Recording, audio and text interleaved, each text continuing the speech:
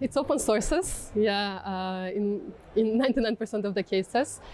So what we do is basically we look what's already available out there on the internet.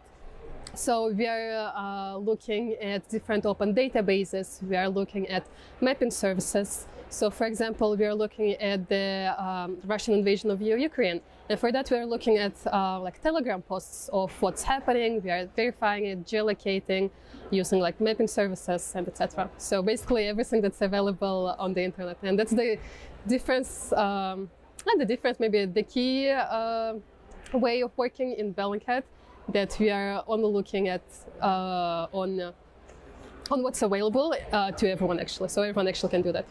Oh, I think writing actually was one of the biggest challenges for me, because like everyone at Bellingcat, when they joined Bellingcat, like none of us had a journalistic background. We were all self-taught. We all just were doing like different fact checks online, geolocations online.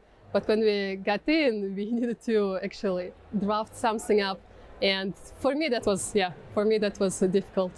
Bellingcat has been looking at the like Russia, Ukraine since 2014. When we launched, it was like one of the first projects that we hopped into, starting from the MH17 downing over Ukraine. And nowadays we are basically creating this map of civilian harm done in Ukraine. We are collecting, geolocating incidents of civilian harm done and making it publicly available. So other media can use it, or I know international courts can use it for just on accountability purposes. So Kyrgyzstan is very economically dependent on Russia, and like also dependent on gas, but also like there's lots of Russian propaganda in Kyrgyzstan, because in Kyrgyzstan we still have the Russian like news. So most of the Kyrgyzstan actually believes that Russia is saving Ukraine, and that's not good.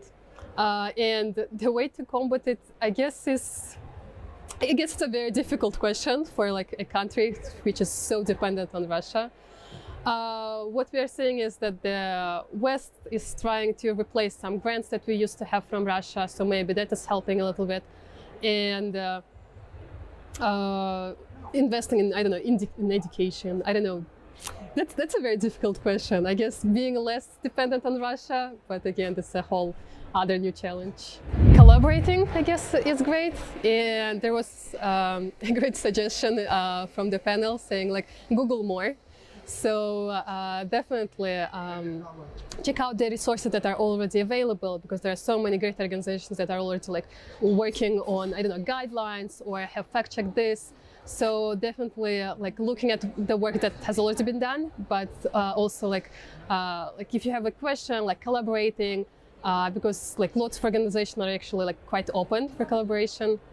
And yeah, continue doing what you do, because I think that the work that journalists are doing is very, very important in our role.